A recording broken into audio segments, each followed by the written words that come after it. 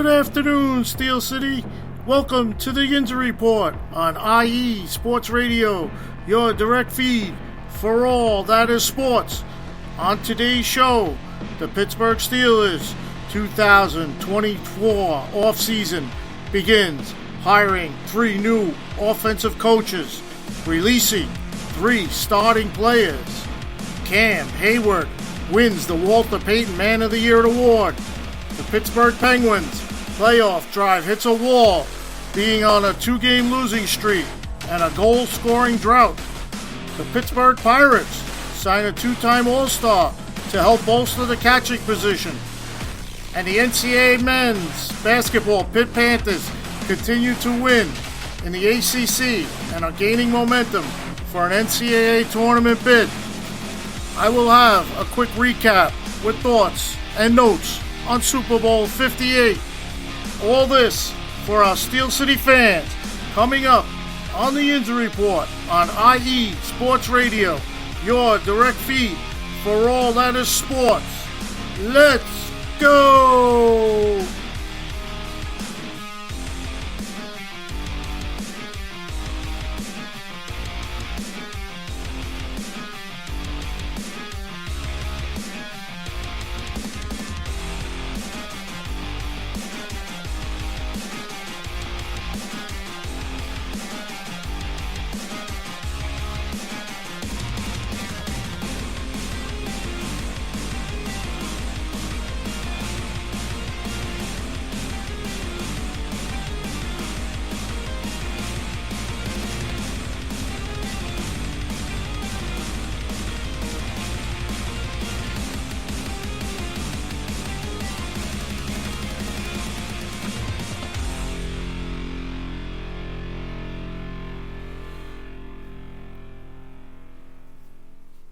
Good afternoon, everybody. This is the Yinzer Report on IE Sports Radio, your direct feed for all that is sports. My name is Ralph Calise. This is my 7th episode of the Yinzer Report.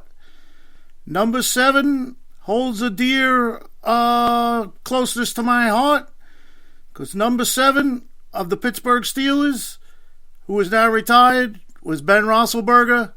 And yes, if you haven't guessed it, he was my favorite Pittsburgh Steeler player. All right, so once again, IE Sports Radio for the last 9 years. IE Sports Radio has brought you amazing content ranging from interviewing legendary athletes, coaches, and other authorized media personnel to building tailor-made shows dedicated to all major sports cities around the country. Make sure to follow us at IE Sports Radio on Twitter, Instagram, Facebook, and TikTok to keep up with the latest in sports with our shows.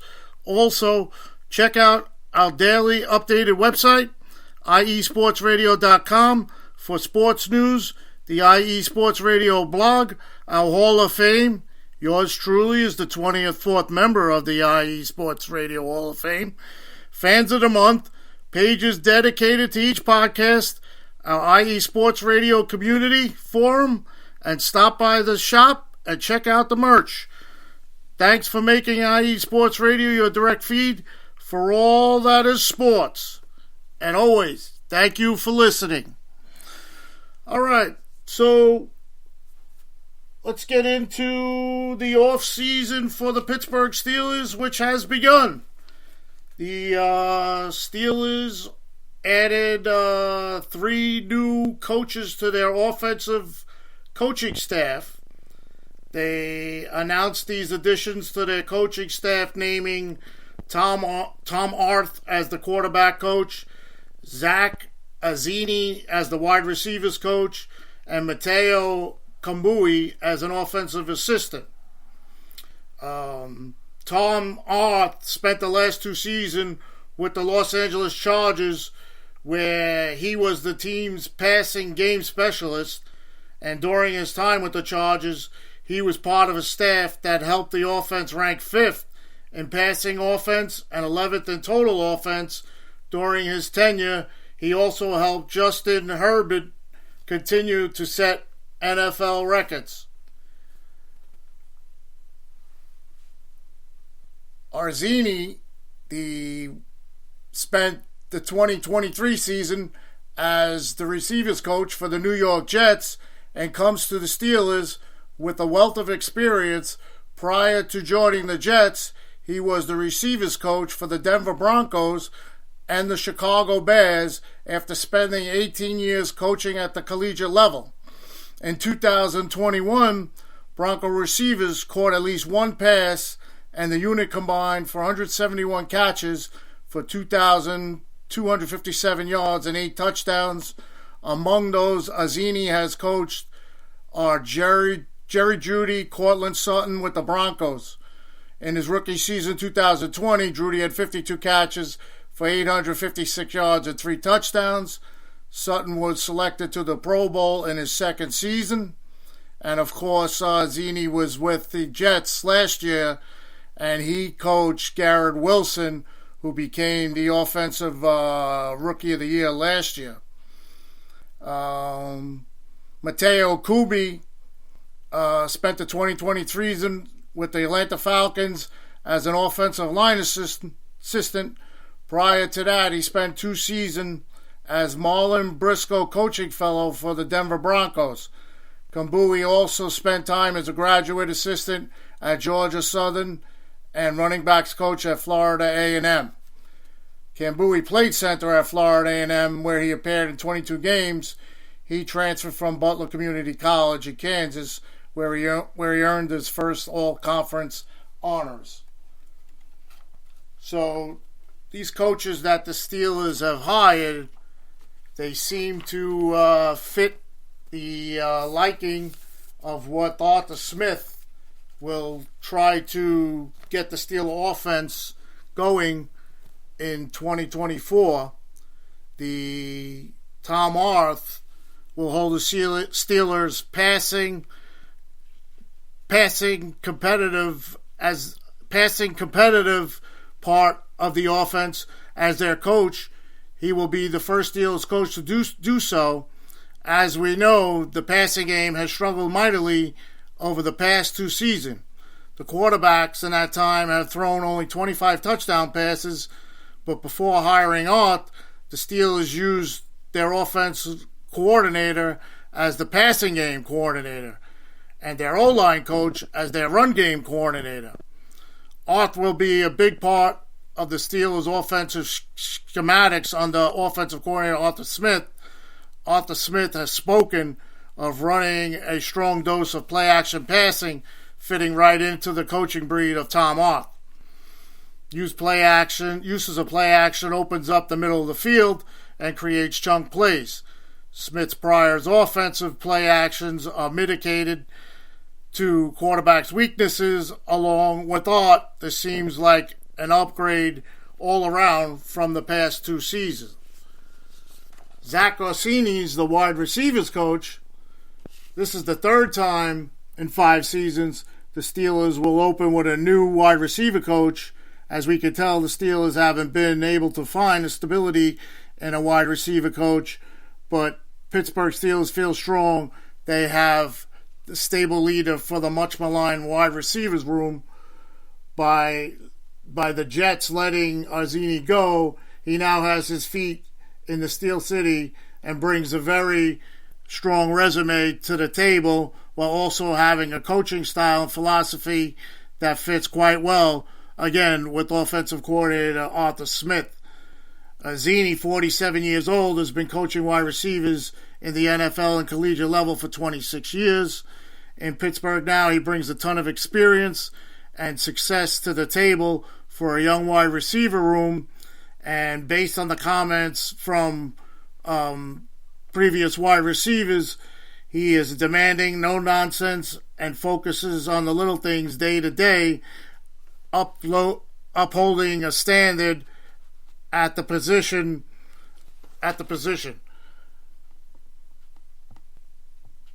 Arzini, a Central Michigan wide receiver coach in college, wore number 84 and later became a coach of Antonio Brown at Central Michigan.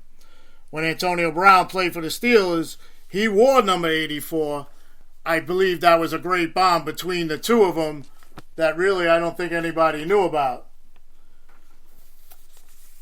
Matteo Camby, an offensive assistant.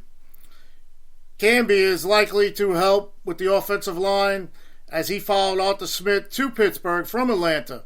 Again, as spoken about with Art and the play action used to be deployed by Arthur Smith, you, of course, need great O-line play to make this happen.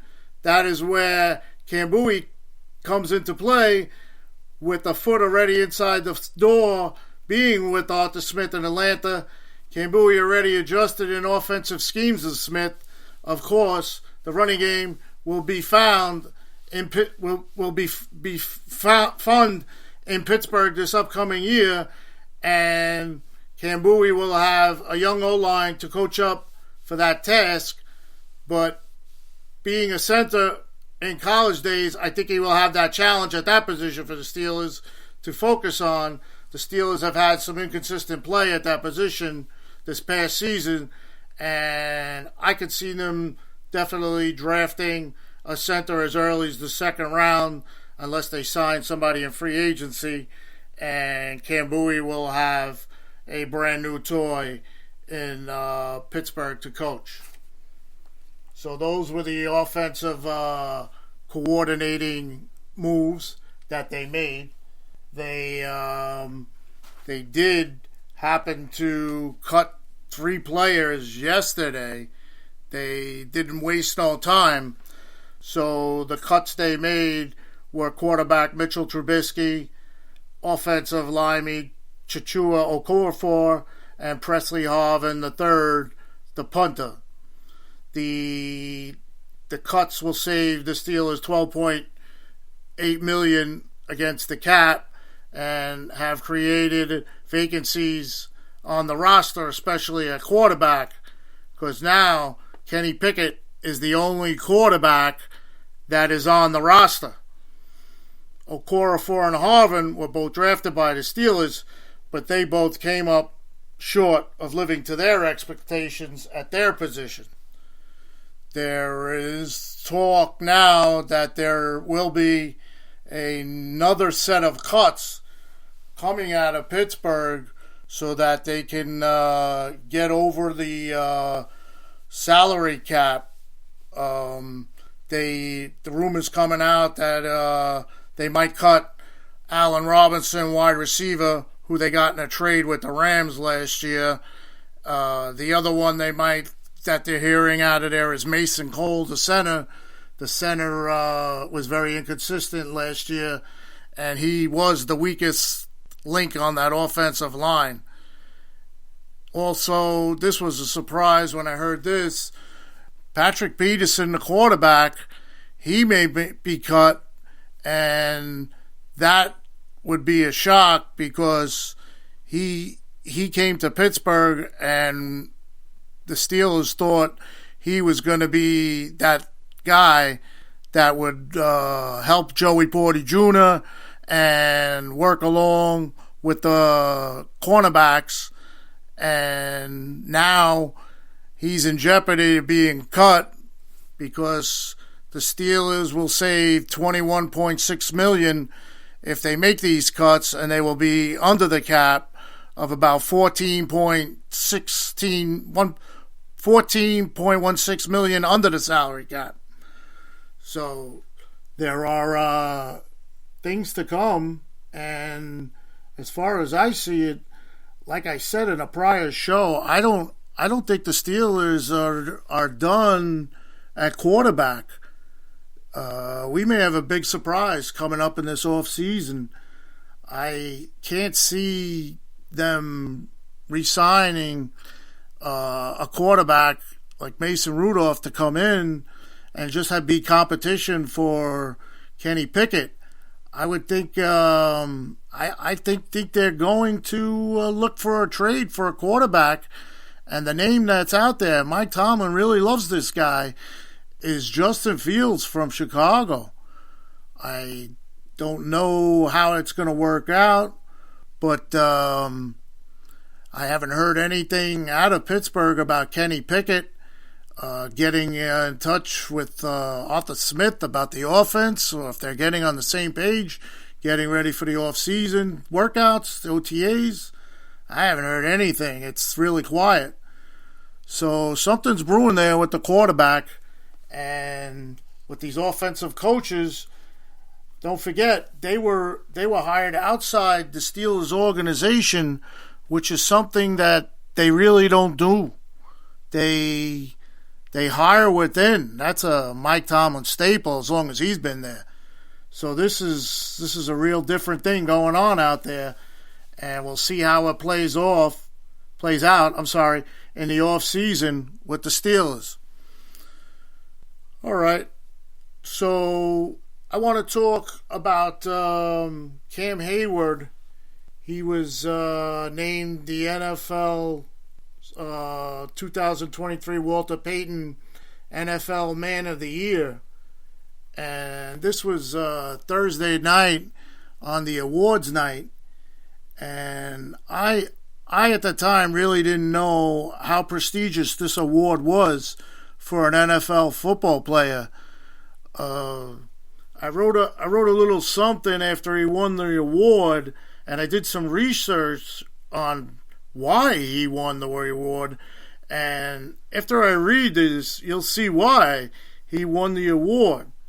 So it goes like this. Cam Heyward, our defensive end, number 97, our defensive captain, across 13 NFL seasons, Pittsburgh Steelers defensive lineman, Cameron Heyward worked with the community, and his charitable endeavors have been recognized as much as his on-field excellence. On Thursday night, Heyward received the NFL's uppermost acclaim when he was named the 2023 Walter Payton NFL Man of the Year at the NFL Honors Night in Las Vegas. Thursday's honor came after Heyward, a 6-time Pro Bowl and 3-time All-Pro, was the Steelers' Man of the Year nominee for the 6th time overall. Cam Heyward has played his entire career in Pittsburgh. Heyward is the 5th Pittsburgh Steelers to have been voted the NFL Man of the Year, joining Pro Football Hall of Famers Franco Harris, Joe Green, Lynn Swann, and Jerome Bettis for this award. This honor given to Heyward is recognized as the NFL's highest honor, acknowledging a player for his outstanding community service off the field as well as outstanding play on it. Cam Heyward's charitable endeavors are abundant. First and foremost is his foundation, the Heyward House, started in 2015. The foundation focuses on combating childhood hunger, supporting students and teachers, aiding childhood literacy, and fighting cancer. His defensive stats for the Steelers are just impactful as his ability to reach the ball carrier is his ability to reach kids in the community. A great example is Cam's Kindness Week, hosting Kickoff Week, motivating speaker with high school kids about his adversity. Touring the Caring Place, which helped kids struggling with loss of loved ones, surprising Westinghouse Academy football team to talk to them about achieving their goals, buying them all dinner and clothes for their end-of-season banquet. Heyward also goes to a Craig's Closet location, which provides young men with dress clothes for interviews and internships. It is said he does this annually, and this year Heyward did it despite dealing with a groin injury that sidelined him for 6 weeks this past season. His other charitable endeavors with Cam Heyward include a collaboration with the Southeastern Brain Tumor Foundation. Heyward linked the aforementioned Craig's Closet to the Heyward House and has served more than 700 men and 16 at the 16 current locations. Wow. Also, of the Rufus and Judy Jordan Literally projects, which installed 5 libraries for underprivileged communities. He also created a blessing in a backpack program that was for provided 9,000 meals for kids. Unbelievable. Cam Heyward is a true role model for kids in Pittsburgh community and beyond. Heyward took center stage at the NFL Honors Night. It's clear Heyward's time for giving back won't conclude on this night, but the time for the 6-time nominee to finally be lauded as the NFL Walter Payton NFL Man of the Year award definitely has arrived. Congrats, Cam Heyward, number 97, our defensive captain. That's some amazing stuff right there. I can't believe when I first was reading this and I put this together that there is a person out there that can do so much like that for a community. And I am an avid Steeler fan, as everybody knows. I go to training camp every year. I missed the 2 years they didn't have it for COVID, but I've been there the past 24 years. And I met Cam Heyward before a practice one time. And, you stand along the side. You get to talk to the players. If you want something signed, they'll sign something for you.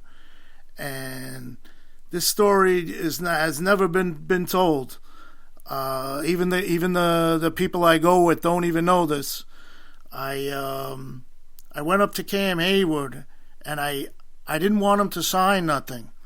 It was a time I had 2 of Cam Heyward's father's football cards, Craig Ironwood Heyward. That was Cam's father.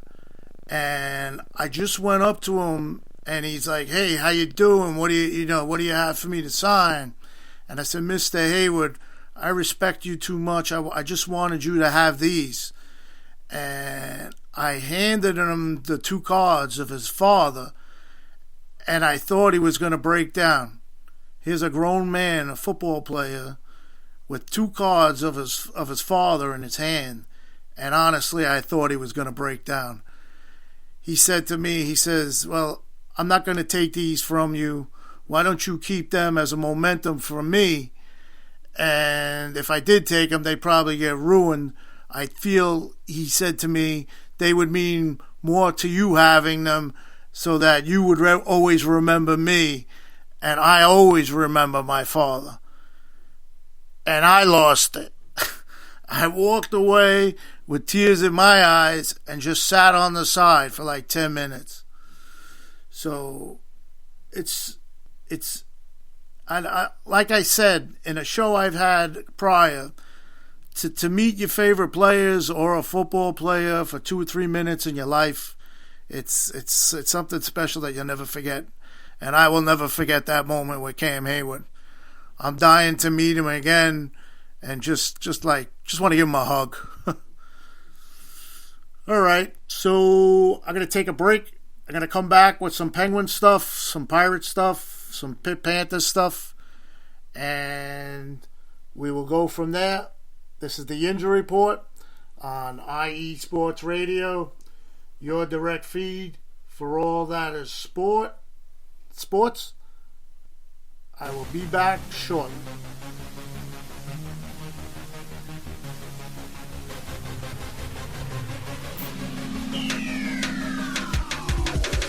What's up, everybody? This is Taryn Rodriguez. Are you a fan of volleyball? Are you a fan of Thunder Spikes? Then I have the show for you. Set Point, where I cover NCAA men's and women's volleyball, high school boys and girls volleyball, beach volleyball, and even professional volleyball. Catch the action every week here on IE Sports Radio, your direct feed for all that is sports.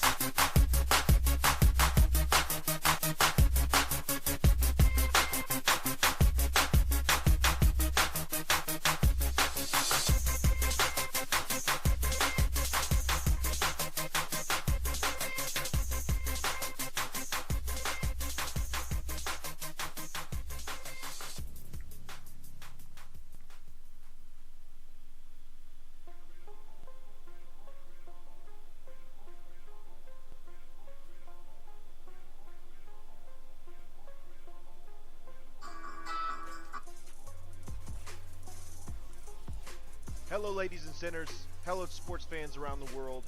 Hello, IE Sports family. This is Cale Henderson, the host of IE Vegas, the Sin City Sports Show, presented by IE Sports Radio.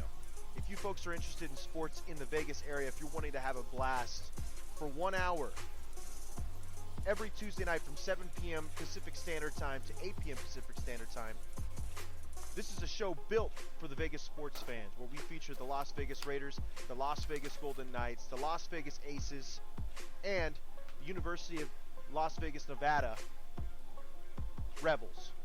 Hopefully, fingers crossed, MLB team coming soon. Either way, if you folks are looking to have a blast for 1 hour each and every week, tune in Tuesday, 7 p.m. Pacific Standard Time to 8 p.m. Pacific Standard Time. If you folks are interested in Vegas sports news, go to our Twitter, at SinCities_IESR, and you can speak with me, the host, Cale Henderson, at Cale_Henderson on Twitter. At any time, be happy to reply. Always want to reach out to our fans. Again, the Sin City Sports Show, presented by IE Sports Radio, your direct feed for all that is sports.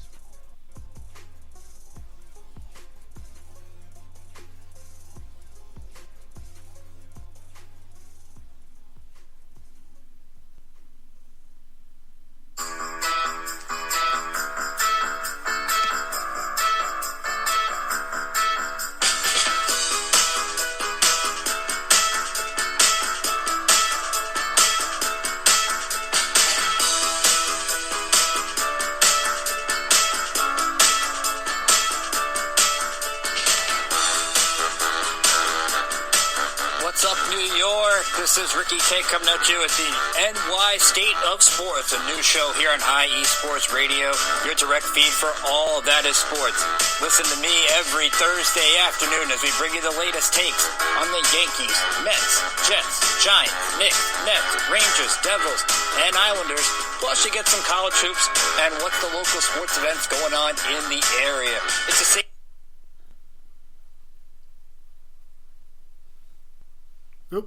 Sorry about that. All right, welcome back. This is the Yinzer Report on IE Sports Radio, your direct feed for all that is sports. I'd like to go over one of our sponsors here, called Seal the Deal Wax Seals by Cecilia B. You've just finished your very own wedding or baby shower invitations, and you're looking for that extra special touch. Maybe you just wrote a letter to a relative or a friend and you want to add to their smile when they receive it? Then seal the deal with Cecilia's handmade sealing wax stamps for your invitations, letters, and gifts. You bring the deal, we'll bring the seal.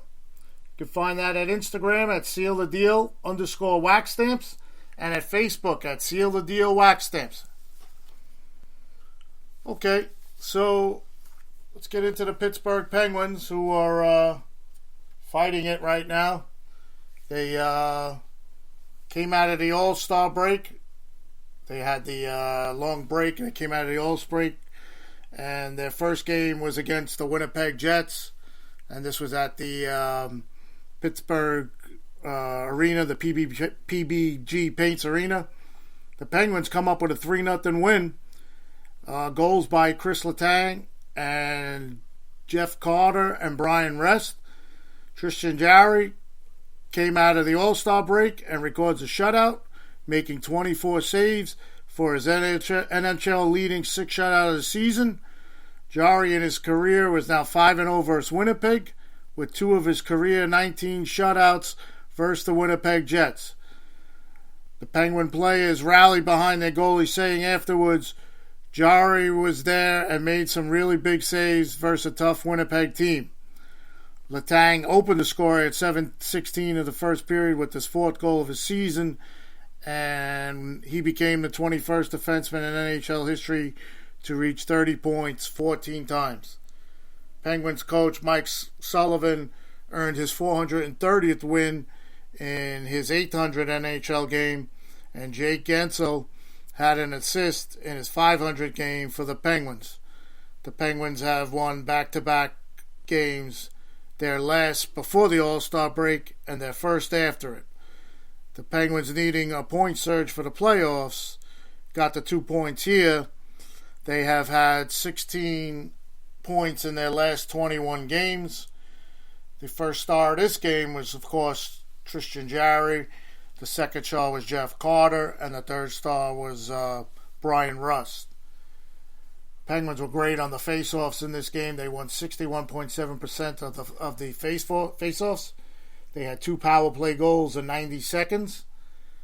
And they finished their 23-17-7, 13-8-3.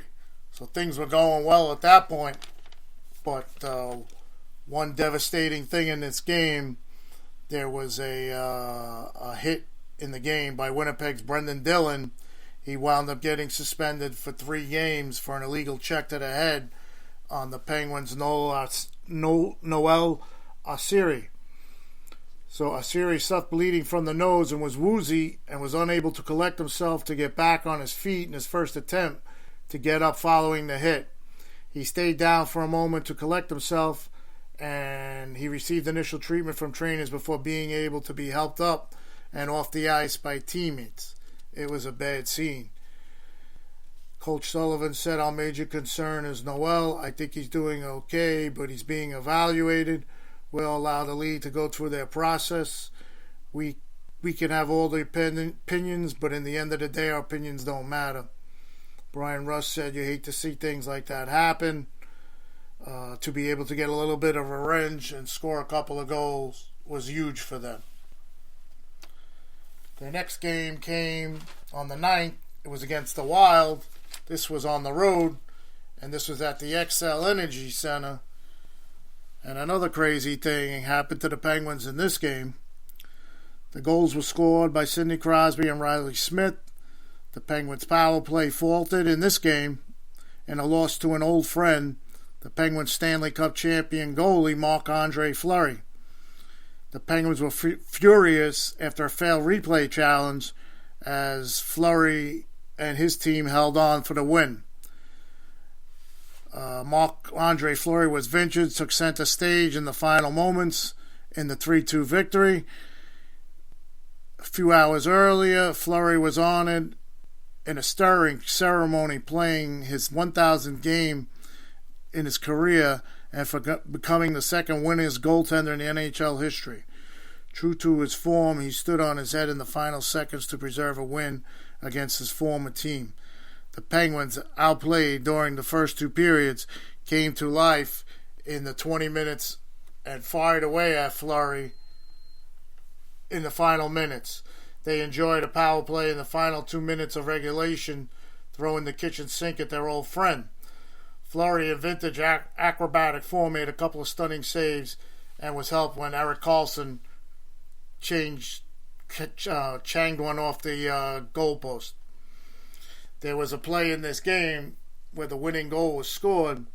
The Penguins were complaining that the netting moved and the goal should have never scored. So a furious group of Penguins insisted that the puck went out of play, hitting against the netting before Kaprizov scored. Mike Sullivan challenged the play, but after a lengthy review, it was determined that the puck didn't go out of play. I clearly don't agree with what Sullivan said, otherwise I wouldn't have challenged it. Every player on the ice saw it, even their players. So they thought it was inconclusive. We felt like there was an angle that showed the puck clearly changed direction. Crosby was unusually forceful in his opinion of the situation. Most of the guys on the ice felt like it hit the netting. It sucks being on the wrong side of these challenges. Why do you replay if you're not going to get it right? Crosby, Gensel, and the goalie Nedeljkovic all raised their arms because they believed the puck left and then hit the playing surface off the net. Then get a view that shows it, Crosby continued about the NHL's use of instant replay. Don't have a replay if you're not going to at least have decent angles. Kind of agree with him on that. That cost them the game.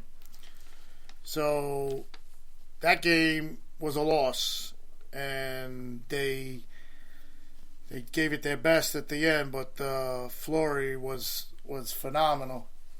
They went on to play the next night, Saturday night, and they played the Jets. So this was the rematch of the game in Pittsburgh earlier in the week. The Jets wound up winning 2-1.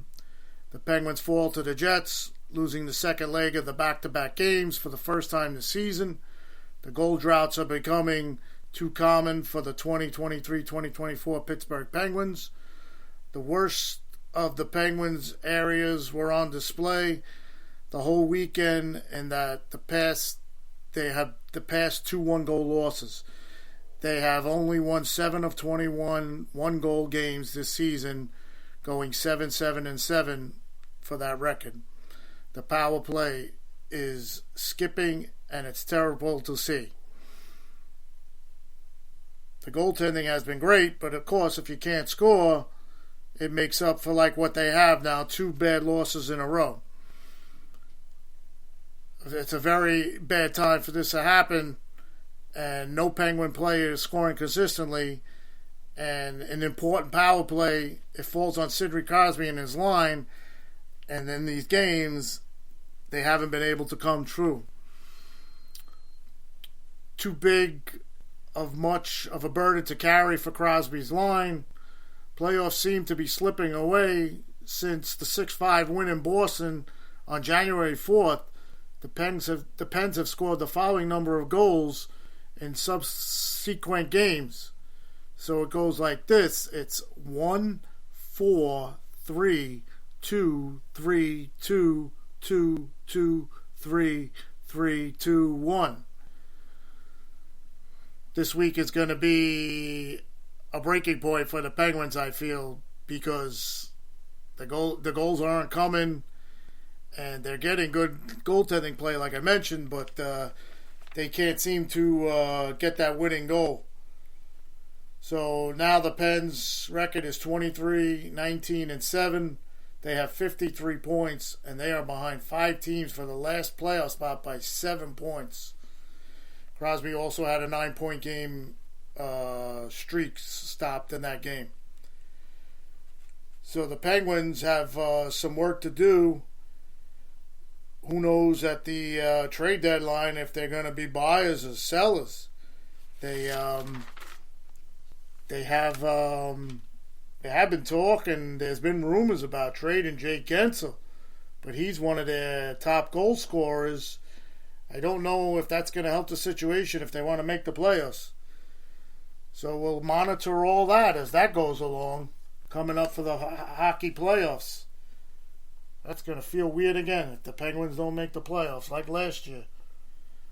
All right, so as we all know, spring training gets underway tomorrow on Valentine's Day.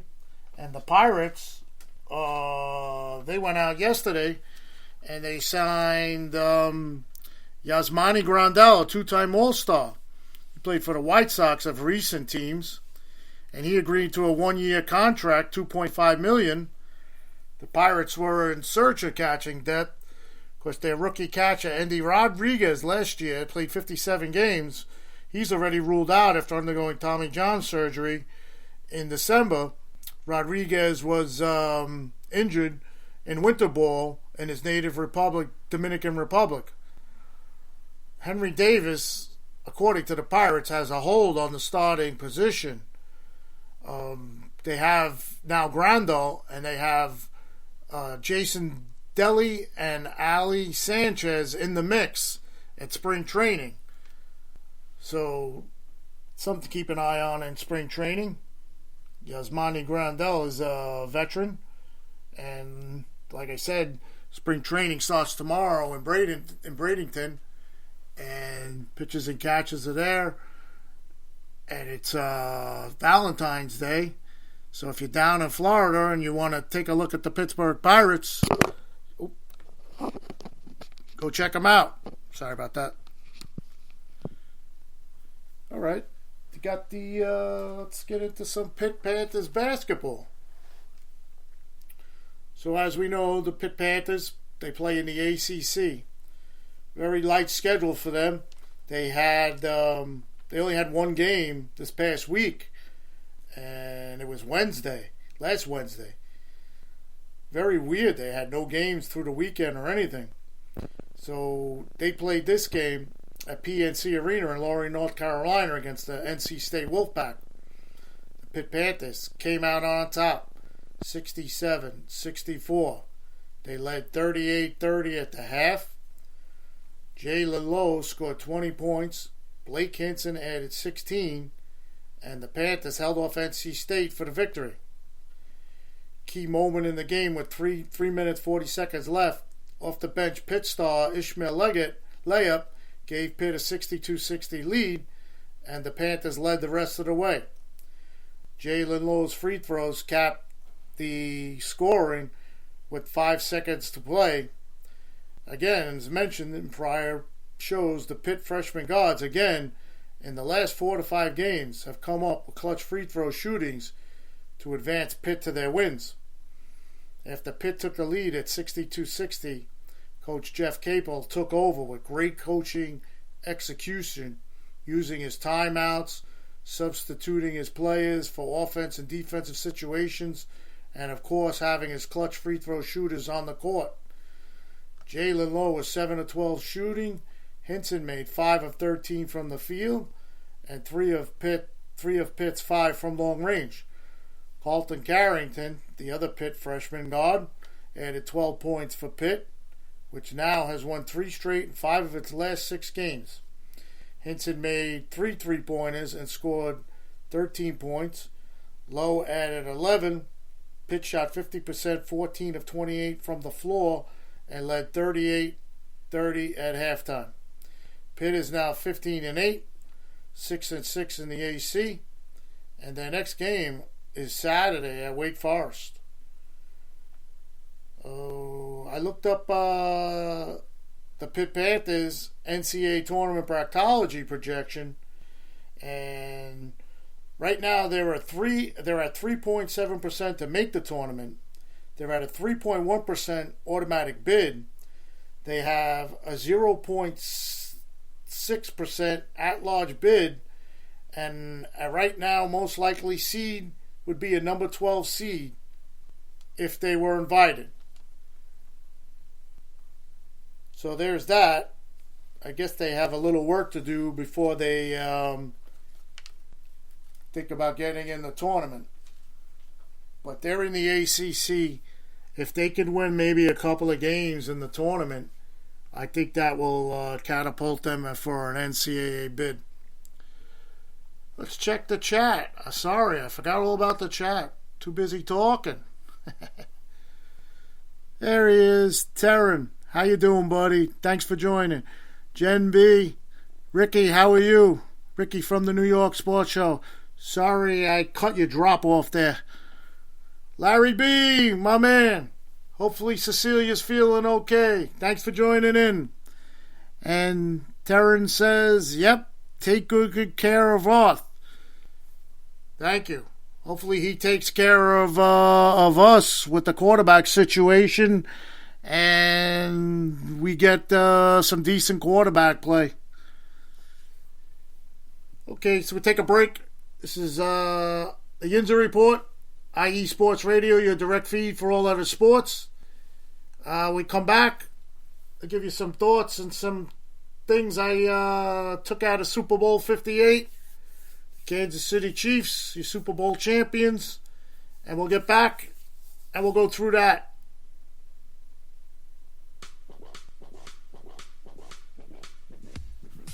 Hello, sports fans. It's me, your boy Larry B, and I want to walk you through the world of sports. No.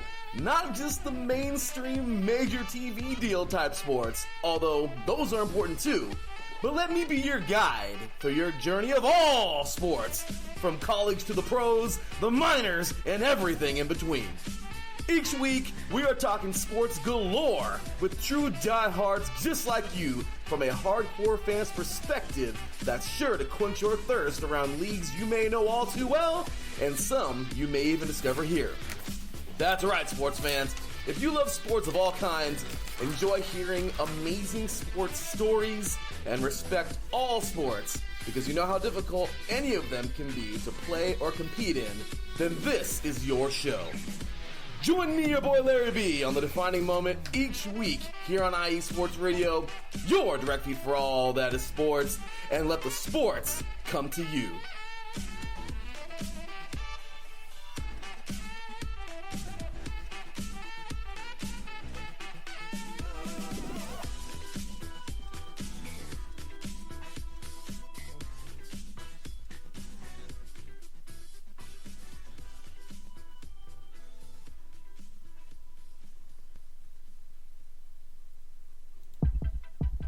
IE Sports Radio fans? It's your boy, the SoCal Saint, the host of the premier professional wrestling podcast online today, the IE Elite Wrestling Show. If you're a fan and have a passion for the world of professional wrestling, this is the show for you. I take you inside the ropes with all the athleticism, high-flying, and hard-hitting action, and then we take it backstage with all the backstage drama and backstabbing that goes on in the world of professional wrestling today. If something's going on in the world of professional wrestling, rest assured, the SoCal Saint knows what's going on, and he's going to let you know too. If you're a fan, check us out every Tuesday, 12 p.m. Central Standard Time, 10 a.m. Pacific Standard Time, only on IE Sports Radio. The IE Elite Wrestling Show, your direct feed for all that is professional wrestling, on the only network that is your direct feed for all that is sports. Check us out.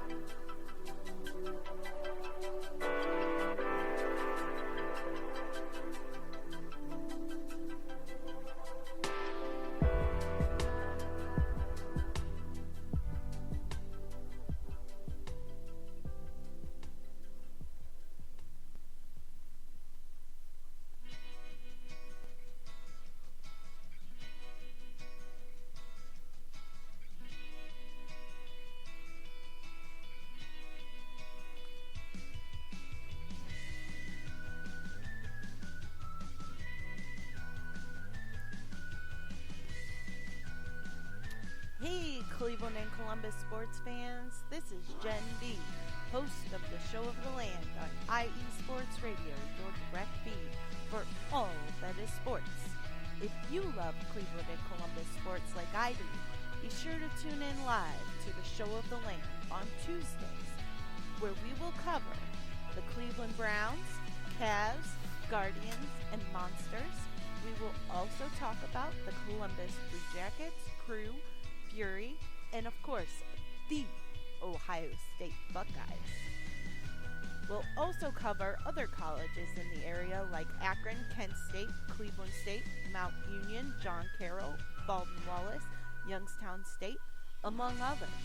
So like I said, if you love Cleveland and Columbus sports like I do, be sure to tune in Tuesdays to the Show of the Land with Jen B on IE Sports Radio, your direct feed for all that is sports.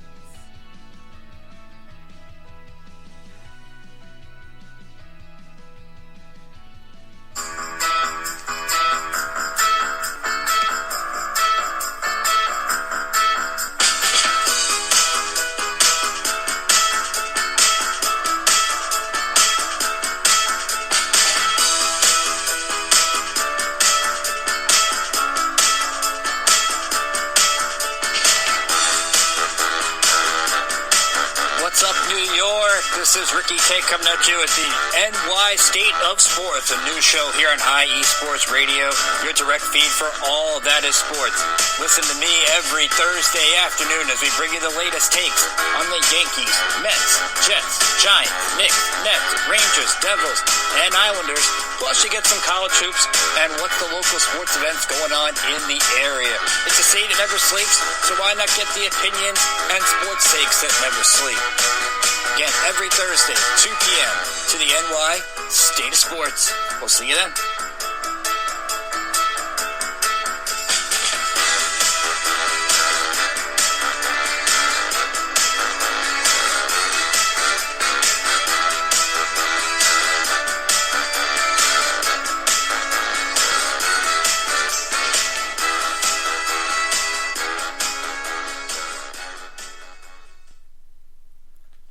Okay, welcome back. Once again, this is the Yinzer Report on IE Sports Radio, your direct feed for all that is sports. I'm going to give a little sponsor here for Planet Jerky. Planet Jerky, premium brisket beef jerky. Planet Jerky is the official jerky of the 2022 California League champion Lake Elsinore Storm, single A affiliate of the San Diego Padres. This all brisket jerky has gluten-free options, contains no MSG, no sodium nitrate, low in sugar, and high in protein. Planet Jerky, the jerky that's on another planet. Find it on Instagram at Planet Jerky. All right, So, of course, everybody knows Sunday was Super Bowl 58. And God knows how many times we've heard about the Chiefs winning and the breakdown of the game and all that. Great accomplishment by the Chiefs to win 2 Super Bowls in a row. I have some thoughts and things that I jotted down while I was watching the game. And I was watching the game with a bunch of people. I really didn't have a rooting interest. I was rooting for my boxes, like I said on my show last week. But here's what I got. So it was Super Bowl 58. Of course, the Chiefs won the game 25-22 over the San Francisco 49ers. The Chiefs beat the 49ers in an OT thriller on a walk-off pass by Patrick Mahomes. Of course, Patrick Mahomes was the MVP. This is his third Super Bowl MVP. In the game, he had 333 yards passing, 2 TDs, 1 INT, 66 yards rushing. I think 4 first downs out of those 66 yards. Chiefs Super Bowl champions 3 times in the Patrick Mahomes era. And, of course, the Chiefs' second Super Bowl win versus San Francisco in 5 years. Second Super Bowl in a row, and hungry for a third are the Chiefs. I was real happy for McCall Hardman scoring the game-winning TD. He had a tumultuous year going with the Jets. Then they signed him. Then the Chiefs signed him. I don't think he started with the Chiefs right away, but that was a good moment for him. Mahomes, as everyone knows, is as special as any NFL player. Led the Chiefs on a game-tying drive at the end of regulation, then the game-winning drive in overtime, where he converted 2 first downs running, including a run on 4th and 1. Mahomes, in the Super Bowl interview with the Super Bowl trophy in hand, the KC Chiefs are never underdogs. Just know that. The Super Bowl further cements Andy Reid and Patrick Mahomes among the all-time greats. There was a great moment when Jake Moody set the Super Bowl record with a 55-yard field goal, and then Harris Butkus reset the Super Bowl record with a 57-yard field goal. That was pretty cool. This was the second OT in Super Bowl history. The first Super Bowl under the new postseason rules. Each team guaranteed a possession. A TD on the first possession does it in the game. My opinion, the NFL got this right. I think that's the right way to go about it. Give the team a chance even if they score. 49ers coach Kyle Shanahan, another crushing Super Bowl defeat. Shanahan was on both sides of losing Super Bowl in overtime. Christian McCaffrey, to me, is that 7-letter player that has special in front of it. That is the 7-letter player, special player. He had 22 carries for 80 yards, 80 yards receiving on 8 catches and a TD. The Niners special teams early on were a big factor. I think that fumble on the punt in the third quarter, for sure, was a game-changing moment. There was a real sad moment in the Super Bowl.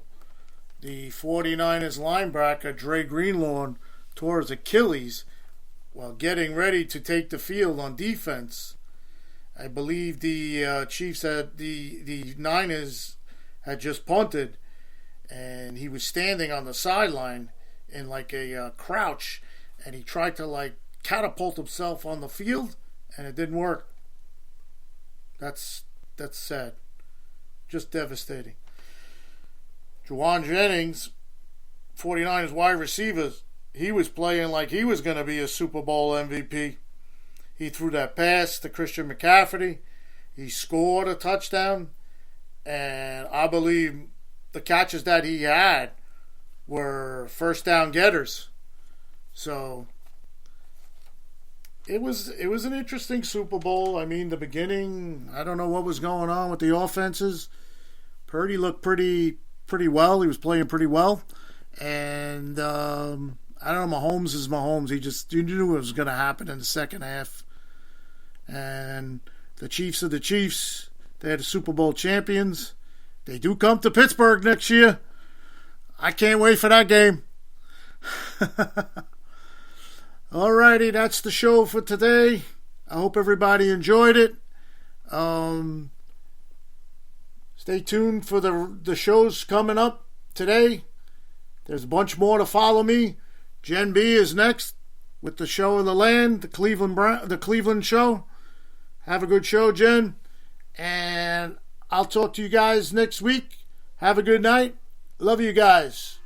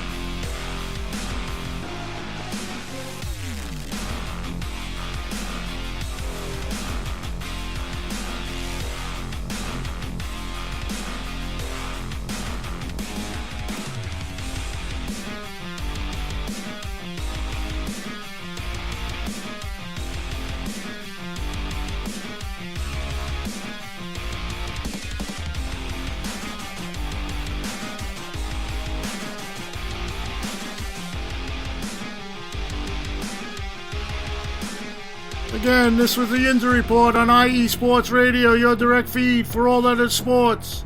Thanks for tuning in. Stay tuned. Next, the show of the land with Jen. Then at 7, you have the Buffalo Huddle with Patty. 8, Philly Sports Talk with Chris and Bobby. 9, the Neutral Zone with Adam and Zach. And finish your sports night with Sin City Sports with Cal. IE Sports Radio, your direct feed for all other sports. Have a good night.